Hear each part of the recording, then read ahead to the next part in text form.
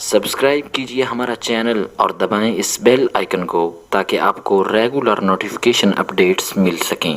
آج ایک بوڑھی عورت کی جو کہ ایک ماں تھی، اس کی دعا کا ایک واقعہ سماعت فرمائیں۔ ربیہ بن کلثوم کہتے ہیں کہ میرے پڑوس کے اندر، اور اس واقعہ کو علامہ ابن عساکر نے تاریخ دمشق کے اندر نقل فرمایا۔ ربیہ بن کلثوم کہتے ہیں کہ میرے پڑوس کے اندر ایک بوڑھی عورت رہتی تھی جو کہ میری ہمسایہ تھی، اور جو کہ آنکھوں کی بینائی نہیں تھی، آنکھوں سے نابینا، کانوں سے بہری، اور چلنے پھرنے کے قابل نہیں تھی، آپاج بھی تھی۔ اس کا ایک بیٹا تھا جو کمائی کر کے لاتا، خود بھی کھاتا، اپنی ماں کو بھی کھلاتا۔ یوں زندگی کے دن بیت رہے تھے، اور بوڑھی ماں کی خدمت وہ کرتا تھا، محنت مزدوری کر کے اپنے ماں کی خدمت بخوبی کر رہا تھا، اور تمام تر اس کی زندگی کے جو لوازمات تھے وہ ایک ہی اس کا بیٹا پوری کر رہا تھا۔ ماں اپنے بیٹے سے خوش تھی۔ ایک فرما بردار بیٹا اللہ نے مجھے عطا کیا ہے کہ اس بڑھاپے کے عالم میں، پھر معذوری کے عالم کے اندر وہ پوری اپنی ماں کی خدمت کر رہا تھا۔ تو ربیہ بن کلثوم کہتے ہیں کہ ایک دن آیا کہ اس کا وہ نوجوان بیٹا دنیا سے چل بسا۔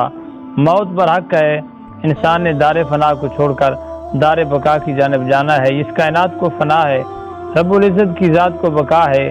وَيَبْقَى وَجْهُ رَبِّكَ ذُو الْجَلَالِ وَالْإِكْرَامِ، وہی ذات جو ہے ہمیشہ سے اور ہمیشہ سے رہے گی۔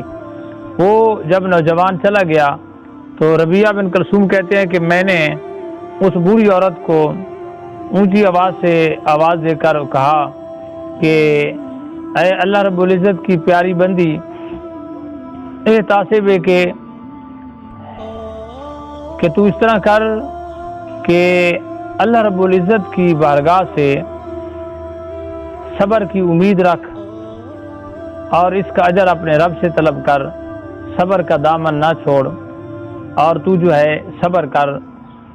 تو وہ بوڑھی عورت کو جب یہ میں نے کہا کہ تو صبر کر اور صبر کا دامن نہ چھوڑ، کیوں؟ اس لیے کہ تیرے اوپر ایک مصیبت آ گئی ہے، اور اس رب کی دی ہوئی مصیبت پر تجھے آج جو ہے صبر کرنا ہوگا۔ احتسبی مصیبت کا علی اللہ تبارک و تعالی، اس مصیبت کا اجر اپنے رب سے طلب کر۔ بوڑھی عورت سمجھ گئی، اس نے کیا میرے بیٹے کا انتقال ہو چکا ہے؟ ہم نے کہا ہاں واقعی اس مصیبت پر تجھے صبر کرنا پڑے گا، اور اللہ تعالیٰ سے اس کی ثواب کی امید رکھنی پڑے گی۔ تو کہتے ہیں کہ وہ بوڑھی عورت کا وہی سہارا آخری اس کا وہ بیٹا تھا جس کی بل بوتے پہ وہ اپنی زندگی کے ایام بسر کر رہی تھی۔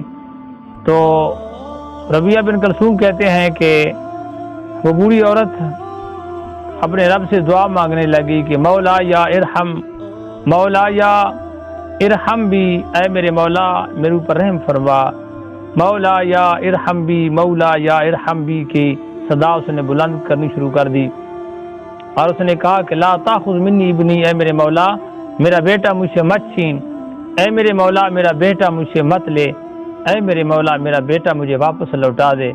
راوی کہتا ہے میں نے کہا یہ اپنی عقل بھی کھو بیٹھی ہے، جہاں اس کی آنکھیں نہیں تھی، قوت سماعت نہیں تھی، اپاہج ہے، لگتا ہے کہ یہ اپنی آنکھوں سے بھی معذور ہو گئی ہے، اور اپنی آنکھوں کی دماغ سے بھی اس کا کام کرنا چھوڑ ہو گیا ہے، اور یہ پاگل اور دیوانہ بن چکی ہے۔ کہتے ہیں کہ میں بازار کی جانب گیا تاکہ کفن کا انتظام کروں۔